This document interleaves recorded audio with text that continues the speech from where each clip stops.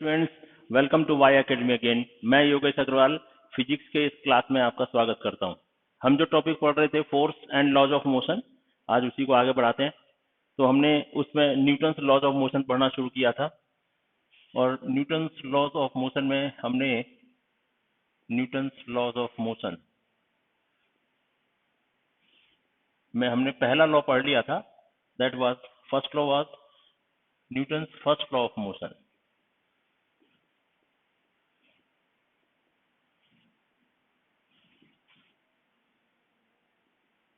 ये पढ़ लिया था हमने, राइट। इस लॉ में क्या था कि कोई ऑब्जेक्ट अगर रेस्ट में है तो वो रेस्ट में ही रहेगा, मोशन में है तो वो मोशन में ही रहेगा। कब तक? Up till an external unbalanced force is applied.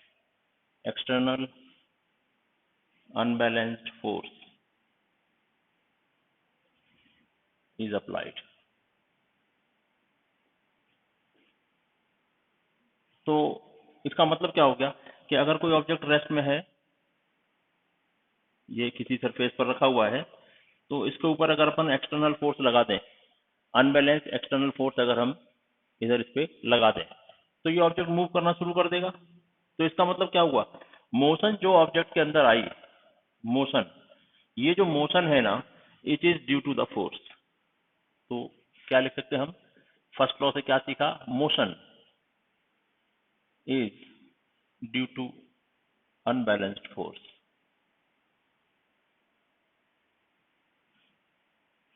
Right. और मोशन को डिस्क्राइब करने के लिए हमारे पास कई क्वांटिटीज हैं। मोशन को डिस्क्राइब करने के लिए किसी भी ऑब्जेक्ट में अगर उसका मास ज्यादा है तो मोशन जो है ना ज्यादा होगी। Motion dependent upon mass, right. इसके अलावा अगर इसकी वेलोसिटी ज्यादा है तो मोशन ज्यादा होगी। तो motion is also dependent upon velocity. तो इस मोशन को रिप्रेजेंट करने के लिए एक कॉमन एक फिजिकल क्वांटिटी बताई मिस्टर न्यूटन ने, दैट वाज मोमेंटम। क्या था वो momentum? Momentum is equal to mass into velocity. ये हमने कल पढ़ लिया था, राइट। और मतलब इसको क्या कर सकते हैं? P equal to M into V, ये फॉर्मूला रहेगा। मोमेंटम का अगर यूनिट देखें, unit, so it was SI unit first, it was mass का केजी, एम इंटू वी मतलब KG into metre per second, ये इसका यूनिट हो गया, ऐसा यूनिट। और सीजीएस यूनिट देखें तो it is gram into centimetre पर सेकेंड, ये इसका सीजीएस यूनिट हो गया। तो इस तरह से ये कल हमने मोमेंटम की बात पूरी कर ली थी। और इसके अलावा एक बात और थी, मोमेंटम कैसी क्वांटिटी है? Momentum is a vector quantity, is a vector. तो इसका मतलब मोमेंटम की भी कोई डायरेक्शन होती है। तो मोमेंटम की डायरेक्शन क्या होगी? जो मोशन की डायरेक्शन है वो भी यहां लिख देता हूं। The direction of momentum is direction of momentum is direction of motion, direction of motion. जिधर ऑब्जेक्ट मूव कर रहा है उसी डायरेक्शन में उसका मोमेंटम होता है।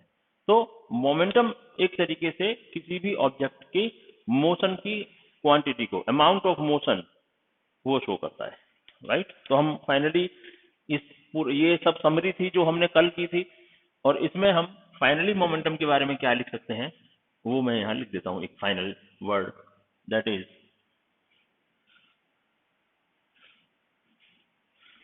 momentum describes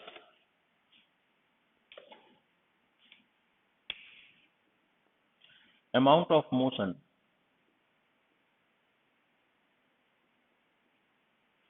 in an object is described by momentum.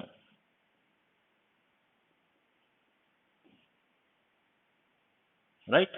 तो किसी भी ऑब्जेक्ट में अगर मास ज्यादा है, इफ मास इज मोर तो momentum will also be more. Velocity is more, momentum will also be more. यही तो हमने देखा, डायरेक्टली प्रोपोर्शनल है मास और वेलोसिटी से। अब होता क्या है बेसिकली, अगर हम किसी ऑब्जेक्ट पर फोर्स लगाएं, पहले से कोई ऑब्जेक्ट ऑलरेडी मोशन में है और हम उस पर और फर्दर फोर्स लगाएं in the direction of motion, और फर्दर फोर्स लगाएं, तो क्या होने वाला है ये हम एक बार देख लेते हैं। ठीक है, देखिए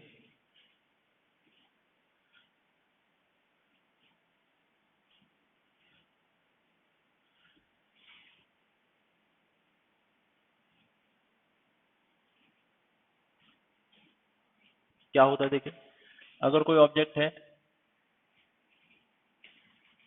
और सपोज ये ऑब्जेक्ट का मास m है और इसकी ये मूव कर रहा है, already it is moving with velocity u।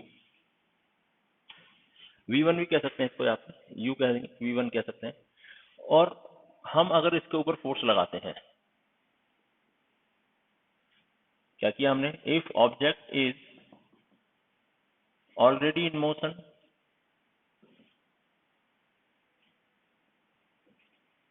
And we apply an external force, we apply an external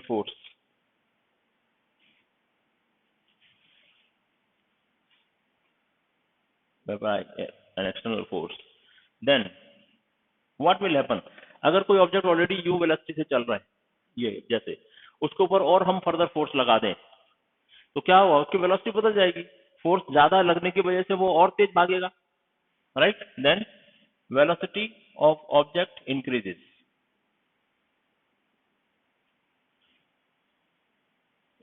velocity of object increases. तो क्या सीन बन गया, पहले ऑब्जेक्ट यहां था, मूव कर रहा था विद वेलोसिटी u, फोर्स लगा देने से क्या हुआ, ये फोर्स लगा दिया F, इसका मास m है, तो क्या हुआ, ये ऑब्जेक्ट और ज्यादा तेजी से भागेगा और इसकी वेलोसिटी सपोज v हो गई, टाइम t लगा इसको, राइट, v हो गई। तो क्या देखा हमने, change in velocity, velocity of object increases, velocity change हो गई। तो क्या कह सकते हैं, अब यहाँ पे इसका मोमेंटम क्या था, सपोज m इंटू यू, और यहाँ पे इसका मोमेंटम क्या हुआ, m इंटू वी। मतलब क्या कि there is change in velocity and due to the change in velocity momentum also changes, इसका मोमेंटम भी बदल गया, राइट। तो क्या लिख सकते हैं हम यहाँ पे, so by applying force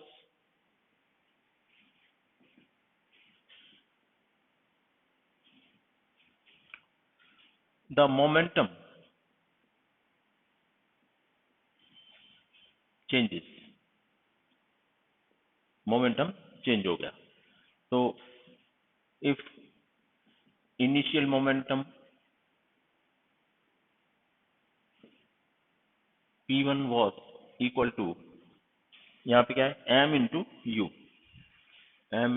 you, then final momentum p2 is m into V, क्योंकि ऑब्जेक्ट तो वही है, बस वेलोसिटी चेंज हुई है, ऑब्जेक्ट वही है तो उसका मास भी वही रहेगा, right. Hence change in momentum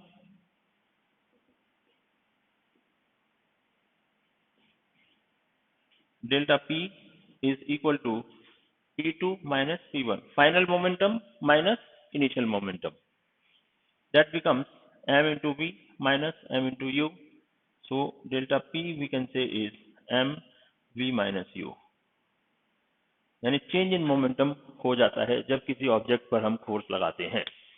force उल्टा भी लगा सकते हैं, कोई ऑब्जेक्ट पहले से u वेलोसिटी से था, उल्टा अपोजिट डायरेक्शन में फोर्स लगाया तो उसकी वेलोसिटी इंक्रीज होने के बजाय डिक्रीज हो जाएगी, लेकिन चेंज इन मोमेंटम तो हो ही जाएगा ना, राइट। तो फिर ये इस तरीके से लेना चाहिए हमको, final velocity minus initial velocity will be the change in momentum, will lead to change in momentum, mv minus mu, right. अब इसके ऊपर हम एक आधा क्वेश्चन करके देखते हैं पहले, सो दैट हमको अंदाजा लग जाए कि हम जो पढ़ रहे हैं वो है क्या बेसिकली। चलिएगा,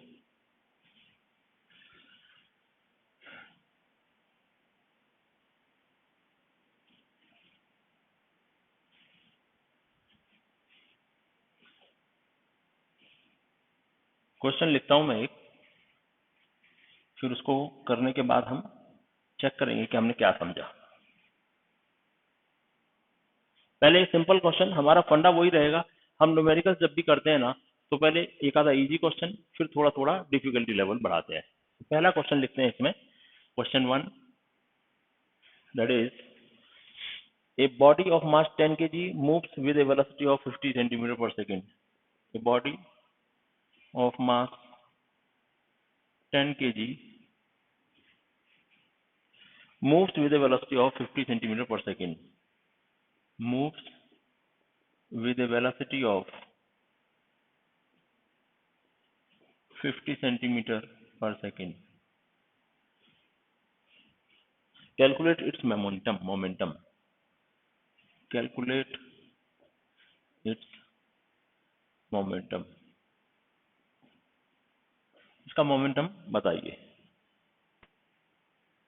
फिजिक्स में न्यूमेरिकल्स को सॉल्व करने का मैं हमेशा से एक तरीका बताता रहा हूं कि पहले जो कुछ दिया है उसको पिक्चराइज करो, सोचो, डेटा को लिखो, हो सके तो फिगर बनाओ अगर हो सके तो क्या दिया है देखो, बॉडी ऑफ मास 10 केजी, मास है 10 केजी, मूव्स विद वेलोसिटी दी हुई है 50 सेंटीमीटर पर सेकेंड, वेलोसिटी इज 50 सेंटीमीटर पर second, calculate is momentum, calculate करो। अब ये तो सिंपल बात हो गई, मोमेंटम चेक करना है, कैलकुलेट करना है, P इक्वल टू mv होता है, डायरेक्ट लिख दो। लेकिन अब सवाल ये है कि ये SI यूनिट है और ये कैसा है, CGS यूनिट, तो फिर बदलना पड़ेगा ना, तो या तो इसको बदलो या तो इसको बदलो। तो हम ज्यादातर कोशिश ये करते हैं कि अगर कोई हमसे कुछ ना कहे तो हम उसको SI यूनिट में कन्वर्ट करते हैं। तो SI यूनिट में कन्वर्ट करने के लिए क्या करना पड़ेगा, 50 सेंटीमीटर है तो इसको डिवाइड बाई 100 करेंगे तो ये मीटर पर सेकेंड बन गए, राइट। तो ये क्या 2 से कैंसिल हो गए, 1/2 मीटर पर सेकेंड हो गया। तो यहाँ पे क्या आ गया, mass is 10 kg, velocity is 1/2, so final answer is 5 kg meter per second. This is the answer, right? तो इस तरीके के प्रश्न डायरेक्ट एप्लीकेशन है, इसमें कोई कंपटीशन की बात नहीं है, ये आपके स्कूल की एग्जाम में आने वाले इस टाइप के क्वेश्चन होते हैं, लेकिन हमें इतना तो नहीं करना। हालांकि इसमें भी मैंने यूनिट बदल दिए थे, आपके स्कूल में ना यूनिट भी बदल नहीं जाते नॉर्मली, डायरेक्ट आपको एप्लीकेशन करना पड़ता है, राइट। ठीक है, हमें सिर्फ ये सीखना नहीं है, हमें तो आगे जाना है, इसके लिए हम करते हैं क्वेश्चन नंबर 2। ठीक है, ये लिखा रहने देंगे यहाँ पे, क्वेश्चन नंबर 2 लिखते हैं।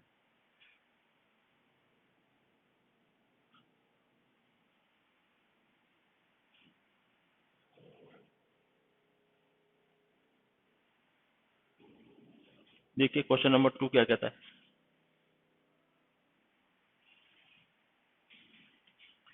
a body of mass 40 kg moving with a velocity 8 meter per second,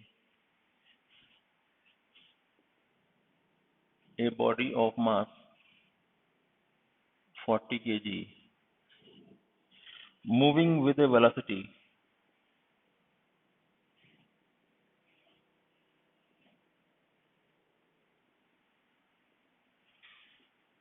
of 8 meter per second is brought to rest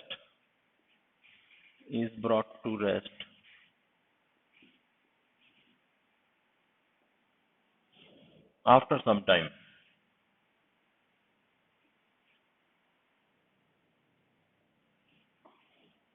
Find the change in momentum of the body. Find the change in momentum.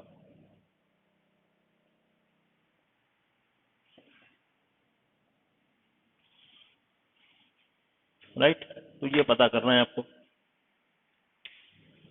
अच्छा question है, समझना चाहिए आपको ऐसे questions को। तो जैसा बताया है वैसा ही करना है अपने को सॉल्यूशन। देखिए मेरा हमेशा से आपसे यही रिक्वेस्ट रहेगा कि जब भी यहाँ पे कोई क्वेश्चन दिया जाए, आप घर में बैठे हो ना, अपने वीडियो को ना पॉज कीजिए, पॉज करके खुद से करने की कोशिश करो और बाद में प्ले करके उसका आंसर देखो, राइट, डायरेक्ट देखने का नहीं, तब जाके कहीं आप अच्छा सीख सकते हो। आप समझ रहे हो ना, ये क्लास है, मतलब इसमें आपको खुद को एक्सपेरिमेंट करना आना चाहिए। ऐसा नहीं कि बस बैठ गए पूरा को पूरा रामायण सुना दी टीचर ने और आपने सुन ली और लास्ट में आप सब भूल गए राम कौन थे सीता कौन थे। ऐसा नहीं होना चाहिए। आपको ना पूरा समझने के लिए ना पूरा कंसंट्रेशन देना चाहिए, क्वेश्चन को खुद सॉल्व करना चाहिए। चलो चेक करते हैं कैसे हुए। Body of mass 40 KG, mass लिखो 40 KG, moving with velocity 8 metre per second, velocity is 8 metre per second, is brought to rest. अरे बाद में रेस्ट में लाया गया तो समझो v1 इसकी initial velocity 8 metre per second, v2 final velocity 0, rest में लाया ना इसको कुछ टाइम के बाद। Find the change in momentum, delta P चाहिए हमें, चेंज इन मोमेंटम चाहिए। तो मतलब कैसा है, आपको पिक्चराइज कर सकते हैं इसको। यहाँ पे ये ऑब्जेक्ट है, इसका मास m हमको दिया हुआ है, इसकी वेलोसिटी v1 थी, ये मूव कर रहा है, तो इसके ऊपर एक फोर्स लगाया और इसको रोक दिया, v2 इक्वल टू 0 हो गया। यही हो गया ना, v1 तो है, रोक दिया गया इसको, राइट। और हमें चाहिए चेंज इन मोमेंटम। अब स्टूडेंट ये बताओ कि अब ठीक है, आप चेंज इन मोमेंटम निकालो, फिर मैं उस बात को समझाता हूँ। देखिए क्या किया गया होगा। तो हमें इनिशियल और फाइनल मोमेंटम निकालना पड़ेगा। ये देखो डेल्टा पी का फॉर्मूला लिखाई है, P2 माइनस P1। तो initial momentum P1 equal to m into V1। m कितना है 40 केजी, V1 कितना है 8 मीटर पर सेकेंड। यूनिट बदलने नहीं है क्योंकि दोनों ही SI में है। ये आ गया 320 केजी मीटर पर सेकेंड, ये P1 आ गया। इसी तरह से P2 निकालेंगे, P2 is m into V2, मास है 40 केजी, वेलोसिटी लेकिन 0 हो गई, रेस्ट में आया ना फाइनली, तो 0, तो फाइनल मोमेंटम इज 0। तो चेंज इन मोमेंटम क्या कर रहा है, delta P is P2 minus P1। P2 कितना है final momentum minus initial momentum, P2 कितना है 0, माइनस P1 कितना है 320। तो आंसर आ गया minus 320 KG metre per second. ये यूनिट तो वही रहेगा। अब माइनस में आया है ये मोमेंटम कैसा आया है माइनस में। तो माइनस का क्या मतलब हुआ, ये आपको इंपॉर्टेंटली समझना चाहिए। तो आप माइनस का मतलब क्या होता है, देखो स्टूडेंट, मैंने आपको पहले बताया था मोमेंटम एक वेक्टर क्वांटिटी है। मोमेंटम कैसी क्वांटिटी है, वेक्टर, तो इसकी डायरेक्शन होती है। तो यहाँ पे क्या हो गया, जब ऑब्जेक्ट ऐसे जा रहा है और हम इसको रोकना चाहते हैं, तो इसका मतलब हम फोर्स उल्टी डायरेक्शन में लगा रहे होंगे, तभी तो रुकेगा कोई ऑब्जेक्ट। हम ऑब्जेक्ट जिधर जा रहा है उधर ही हम फोर्स लगाएंगे तो रुकेगा नहीं ना वो, हमें उसको उल्टी डायरेक्शन में फोर्स लगाना पड़ेगा। और उल्टी डायरेक्शन में फोर्स लगा रहे हैं, इसी का मतलब कि माइनस आया। तो माइनस का क्या मतलब है, यहाँ पे लिख देंगे माइनस साइन शोज दैट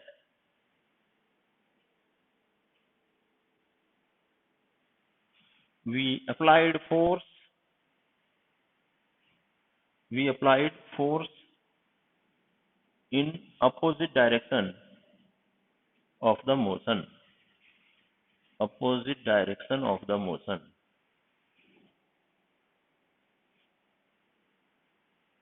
बस इसका ये मतलब है, momentum 320 KG metre per second हुआ चेंज इन मोमेंटम, लेकिन अपोजिट डायरेक्शन में फोर्स लगाया, फाइनली वेलोसिटी 0 हो रही है या कम हो रही है, तो फोर्स अपोजिट डायरेक्शन में है। इसी बात को शो कर रहा है ये माइनस का साइन, राइट। बाकी और कोई बात नहीं है, ठीक है। नोट कर लीजिए इसको, नोट कर लीजिए इसको आप।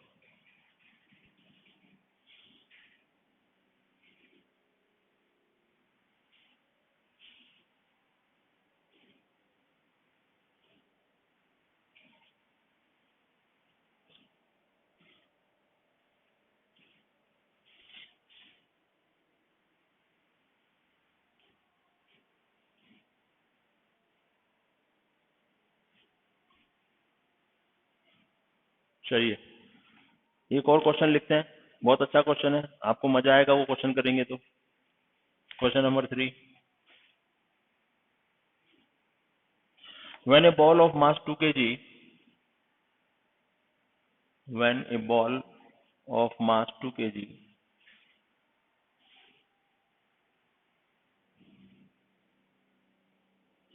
strikes a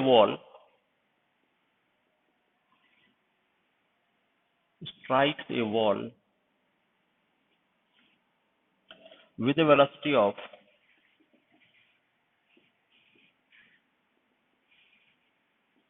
5 meter per second, it rebounds with the same velocity. It rebounds with the same velocity.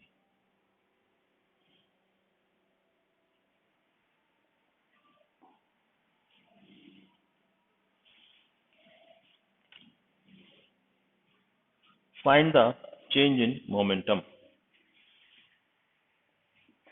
Find the change in momentum.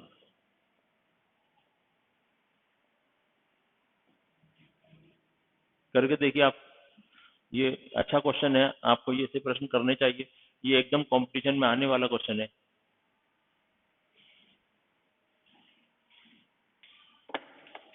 कर लिया? वीडियो को पॉज करके करना था आपको, श्योर कर लिया होगा। चेक कर लीजिए कि आपका आंसर सही आया है या नहीं।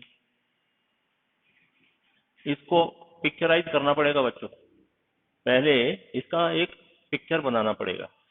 बॉल 2 kg का, तो mass of the ball 2 kg, strikes with velocity 5 metre per second. तो ये ऐसा है, देखो ये वॉल है कोई वॉल, और ये बॉल ना इधर से आ रहा था और इसकी वेलोसिटी थी v1 is equal to 5 metre per second, और आके बैंग टकराया, राइट। अब टकराने के बाद ये वापस जा रहा है, टकराया 5 मीटर पर सेकेंड से, उसके बाद ये वापस जा रहा है। तो इनिशियल वेलोसिटी दी हुई है v1 और फाइनल वेलोसिटी कितनी है, रिबाउंड वापस आया विद द सेम वेलोसिटी। तो सेम वेलोसिटी तो है, लेकिन यहाँ पे एक बात ध्यान दीजिए, velocity is a vector quantity. तो उस डायरेक्शन में अगर पॉजिटिव वेलोसिटी मानेंगे तो अपोजिट डायरेक्शन में वेलोसिटी कैसी मानेंगे, नेगेटिव। तो ये नेगेटिव वेलोसिटी होगी, इतना जरूर ध्यान रखना है, क्योंकि वेलोसिटी एक वेक्टर क्वांटिटी है, इसमें डायरेक्शन को मानना पड़ेगा, राइट। वो डायरेक्शन पॉजिटिव, इधर जाने वाली डायरेक्शन अगर पॉजिटिव, तो इधर आने वाली डायरेक्शन नेगेटिव माननी पड़ेगी, करेक्ट। अब हम चेंज इन मोमेंटम निकाल सकते हैं। तो चेंज इन मोमेंटम कैसे निकलता है, delta P is equal to P2 minus P1, final momentum minus initial momentum. तो पहले P1 निकालो, P1 is equal to m into V1, क्या आ गया 2 kg into 5 metre per second, that is 10 kg metre per second. Final momentum P2 m into V2, mass 2 kg है लेकिन V2 है minus 5 metre per second, that becomes minus 10 kg metre per second, right. अब वहां पे हम रख देंगे फॉर्मूले में, delta P is equal to P2 क्या है -10 माइनस P1 क्या है प्लस का 10, तो 10 ही रहेगा। तो क्या आ गया change in momentum -20 kg metre per second, this is answer. अब आप सोचोगे माइनस साइन क्यों, क्योंकि फाइनली ऑब्जेक्ट इधर आ रहा है, पहले ऑब्जेक्ट उधर जा रहा था, फाइनली ऑब्जेक्ट इधर आ रहा है। इसका मतलब ये है कि अब the direction of momentum has been changed, change हो गया है। पहले वो ईस्ट डायरेक्शन में जा रहा था, अभी फाइनली जब देखा तो वो वेस्ट डायरेक्शन में है, हेंस दिस साइन इज। तो माइनस साइन क्या शो कर रहा है, ये लिख देंगे फटाफट, minus shows that final momentum direction is opposite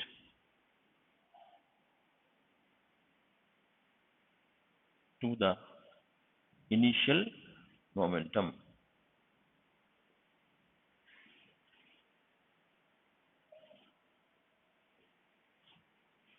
Final momentum direction is opposite to initial momentum direction, right?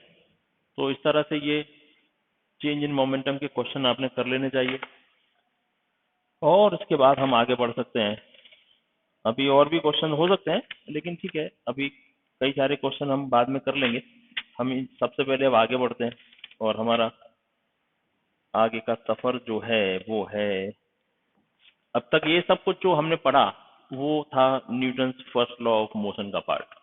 First law of motion में हमको मोशन के बारे में जानकारी मिली, हमको फोर्स लगता है किसी ऑब्जेक्ट पर, ये बात का पता चला। फोर्स लगने से ऑब्जेक्ट की डायरेक्शन बदलती है, ऑब्जेक्ट की पोजीशन बदलती है, रेस्ट में है तो मोशन में आता है, मोशन में है तो रेस्ट में आ सकता है, ये सब बात फोर्स से होती है। अब सेकंड लॉ ऑफ मोशन क्या कहता है, फोर्स लगता है ये तो ठीक है, लेकिन किसी भी ऑब्जेक्ट पर लगने वाला फोर्स कितना है इस बात का पता कैसे चलेगा। और इस बात के पता लगाने के लिए, फोर्स की कैलकुलेशन करने के लिए हमारे को न्यूटन साहब ने सेकंड लॉ ऑफ मोशन दिया, उसको हम जानते हैं Newton second law of motion के नाम से। देखते हैं, next heading is Newton second law of motion.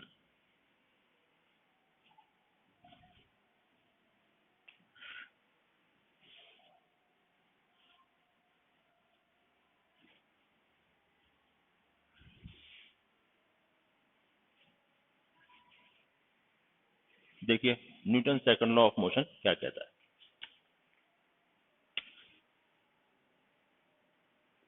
Newton second law of motion,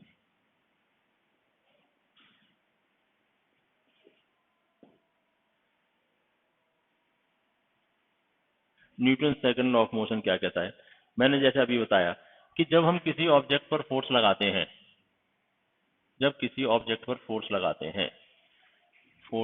हैं तो ऑब्जेक्ट अगर रेस्ट में है, रेस्ट में था मान लो, मतलब इसकी वेलोसिटी कितनी थी, 0 थी, तो वो बढ़ के उसकी वेलोसिटी बदल जाती है।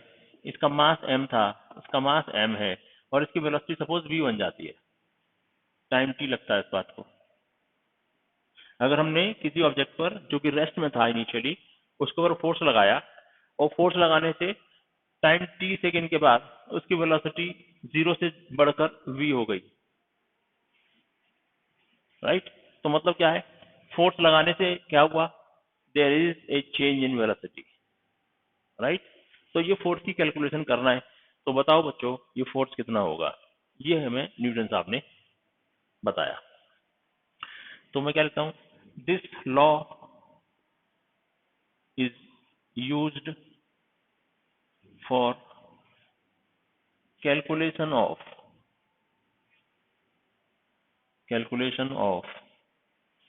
applied force on the object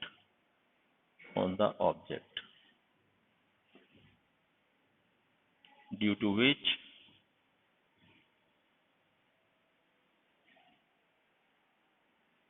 change in velocity occurs,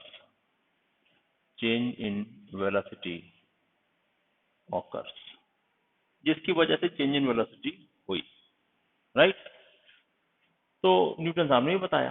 तो अब न्यूटन साहब ने पहले क्या बताया, देखिए इस पिक्चराइजेशन के हिसाब से देखिए कि जब हम किसी ऑब्जेक्ट पर कोई फोर्स लगाते हैं तो उसकी स्टेट बदल सकती है, रेस्ट से मोशन में आ सकता है, या फिर उसकी वेलोसिटी चेंज होती है। पहले रेस्ट था तो मोशन हो गया, ये तो ठीक है, लेकिन कभी कभी ये कुछ जीरो नहीं है, मान लो कुछ और वेलोसिटी है, जैसे हमने पिछले क्वेश्चंस में देखा था, कुछ ना कुछ वेलोसिटी है सपोज, तो वेलोसिटी और बढ़ जाएगी या कम हो जाएगी, अपोजिट लगाएंगे तो there is a change in velocity, right.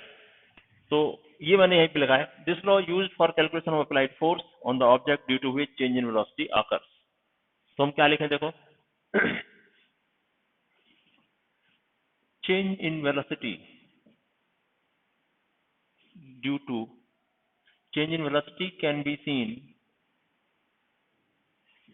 due to applied force,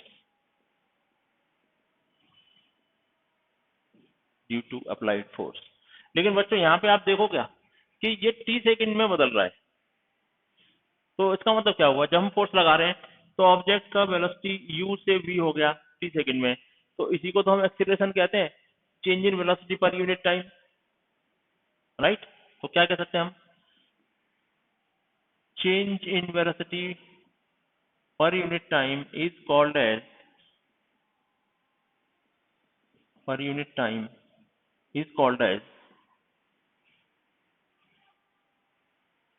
acceleration. कितना एक्सीलरेशन हुआ, a equal to v minus u upon t, यहीं पे तो हुआ v minus you upon t, change in velocity per unit time. और ये हुआ क्यों? Due to the application of force. तो हम क्या कर सकते हैं इसमें finally, hence we can say that acceleration is developed due to the force. किसी भी ऑब्जेक्ट में फोर्स लगाने से उस ऑब्जेक्ट में ना एक्सीलरेशन आ जाता है, ऑब्जेक्ट की वेलोसिटी चेंज होती है। तो हम कह सकते हैं क्या, acceleration is developed in the object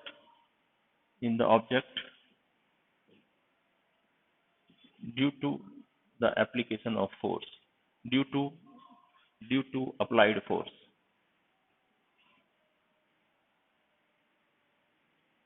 due to applied force। Acceleration is developed in the object due to applied force, right? तो ये यहाँ पे सबसे बड़ी बात हो गई, एप्लीकेशन यानी फोर्स की वजह से क्या हुआ। अब हम उसको फोर्स को अप्लाई यानी फोर्स को कैलकुलेट कर सकते हैं, राइट। देखिए अब उस फोर्स को कैलकुलेट कर सकते हैं।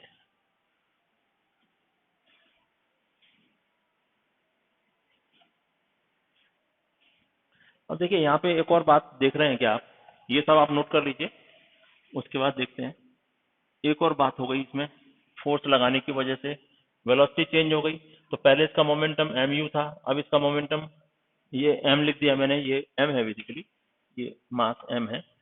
तो चेंज इन मोमेंटम भी तो आया, पहले इसका मोमेंटम P1 था कितना, एम यू, अब इसका मोमेंटम P2 है कितना, एम वी। तो चेंज इन मोमेंटम भी तो दिख रहा है फोर्स लगाने से, राइट। और कितने टाइम में हुआ ये, टी टाइम में। तो हम ऐसा लिख सकते हैं, hence according to this law, according to this law, क्या है मेन बात, वो ये rate of change of momentum, rate of change of momentum, momentum in an object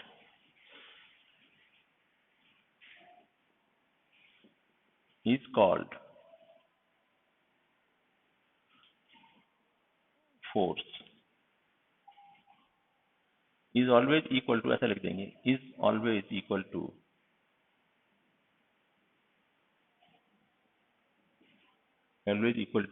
the force applied।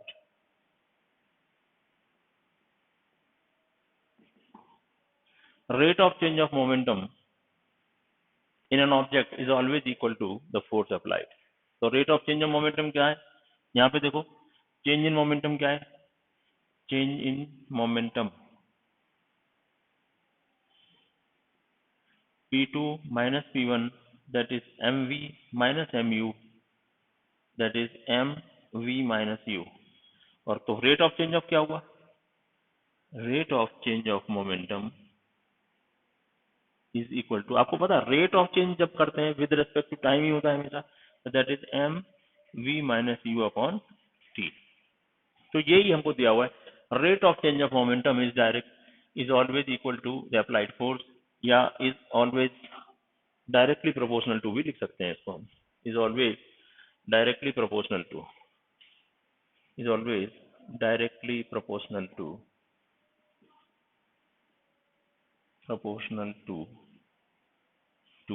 the force applied। तो क्या है, so force is directly proportional to delta P, force is directly proportional to m v minus u upon t। ये जो है rate of change of momentum वो इसके directly proportional है। तो ये क्या है फिर, v minus you upon t क्या होता है स्टूडेंट, आपको पता है, it is called acceleration, it is equal to acceleration a। तो क्या हुआ फिर, इसका मतलब फोर्स, फोर्स क्या हुआ, force is directly proportional to m into a, right. Physics में प्रोपोर्शनलिटी साइन अगर हटाएं तो एक कांस्टेंट लगाना पड़ता है, तो force is equal to k m a, right, where k is, where k is equal to proportionality constant।